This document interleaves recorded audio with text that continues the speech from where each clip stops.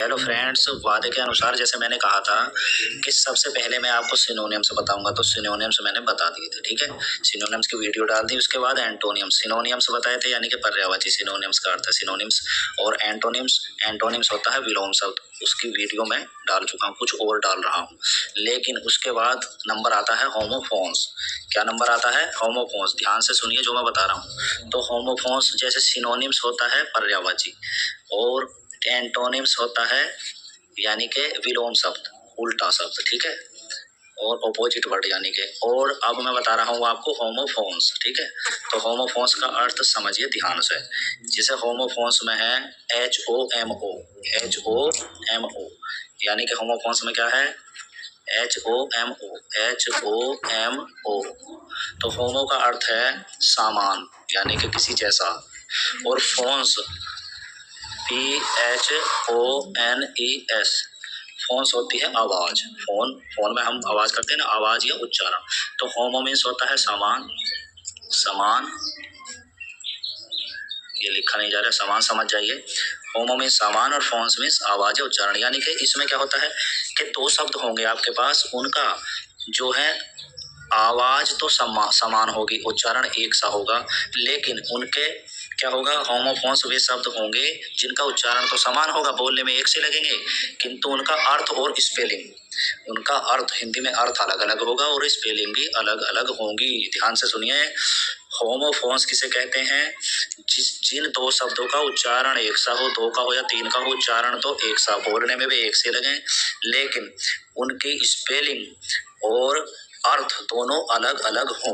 ऐसे ही कुछ शब्द बताऊंगा मैं आपको, और उसके जो वाक्य में प्रयोग भी बताऊंगा। तो ध्यान से सुनिए। सबसे पहला शब्द है एक्सेप्ट, ACCEPT, स्वीकार करना।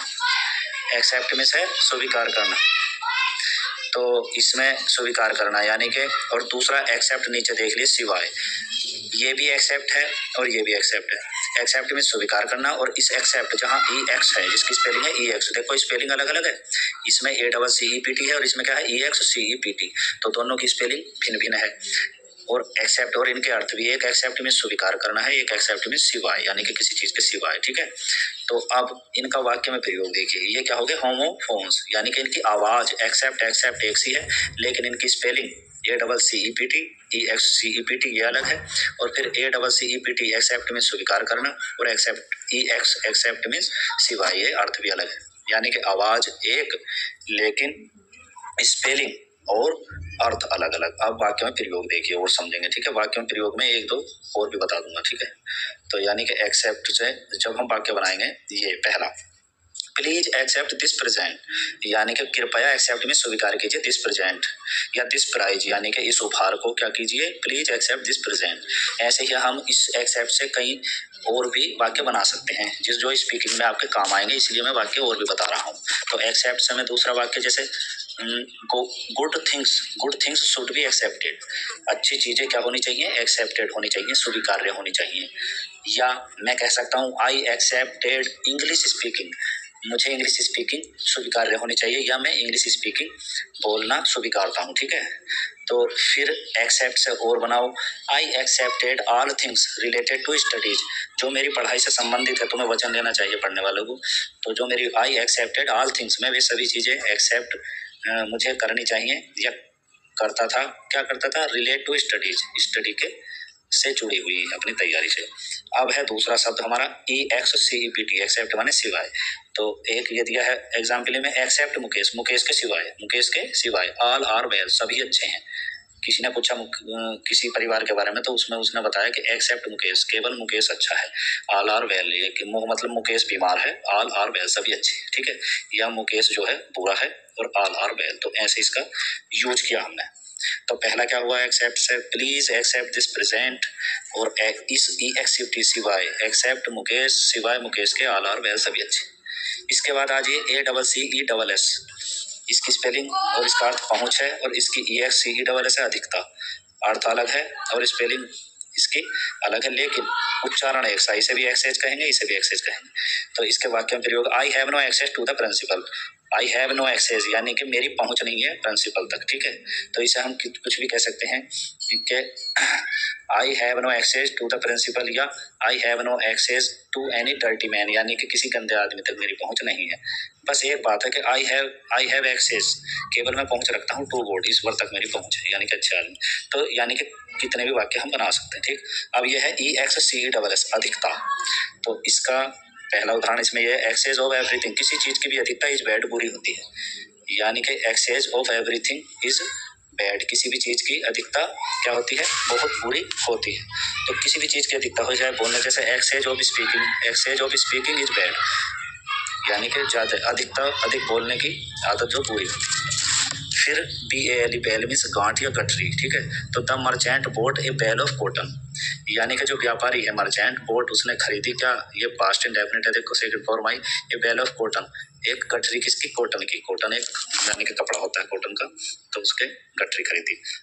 फिर बेल मीन्स जमानत, बेल मीन्स जमानत। तो इसमें आपको द एक्यूज्ड माने दोषी, वाज रिलीज्ड रिहा हुआ, ऑन बेल किस पे, जमानत पर, यानी कि या कह सकते हैं ऑल क्रिमिनल्स आर रिलीज्ड होते हैं ऑन बेल, यानी कि रिहा, जितने भी क्रिमिनल्स हैं वो आर रिलीज होते हैं ऑन बेल पर। तो ऐसे बना सकते हैं दूसरा वाक्य। अब आया बर्थ, BERTH, और नीचे है BIRTH, दोनों के जो है उच्चारण समान है, बर्थ, लेकिन अर्थ अलग अलग है और स्पेलिंग बर्थ जो। तो बर्थ मीन्स बर्थ सीट होती है। I have got A birth reserve in the train, मैंने ट्रेन में रिजर्व की क्या, ए बर्थ, एक सीट, ठीक है, बैठने के लिए। और यह है बर्थ, जन्म। Please tell me your date of birth, कृपया मुझे बताइए तुम्हारी डेट ऑफ बर्थ। तो इसमें कुछ भी कर सकते हैं, please tell me your mother's date of birth, कुछ भी कर सकते हैं, please tell me your brother's date of birth, यानी कि ये स्पीकिंग के वाक्य बना सकते हैं, ठीक है। यानी कि जहां भी हम कुछ भी पढ़ रहे हैं उसमें स्पीकिंग जरूर करें, ठीक है। बोर मीन्स सुअर होता है, a boar is a dirty animal, एक गंदा जानवर है सुअर, तो बोर। और होग माने में भी सुअर होता है, यानी कि ए होग इज ए डर्टी एनिमल। और पिग मीन्स भी सुअर होता है, ए pig is a dirty animal, ठीक है। अब BORE ये भी बोर है, लेकिन इसका अर्थ उबाना, कोई ऊब गया, यानी कि किसी का मन नहीं लगा, ठीक है।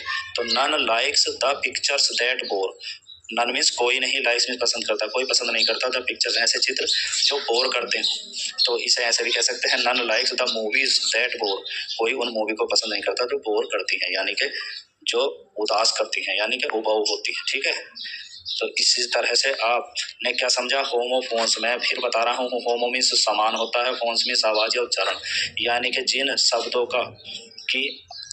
शब्दों के आवाज या उच्चारण तो समान हो लेकिन स्पेलिंग्स और अर्थ अलग अलग हो, वे होमोफोन्स कहलाते हैं, ठीक है। तो अब आप समझ गए होंगे, स्पेलिंग की हिंदी होती है वर्तनी, जैसा हिंदी में वर्तनी शुद्ध करते हैं तो स्पेलिंग शुद्ध है। तो इसमें जो है अब आप समझ गए होंगे कि होमोफोन्स के किस तरह से हमें यूज करना है सेंटेंस में और किस तरह से हमें इन्हें पहचानना है, ठीक। Thanks for watching video.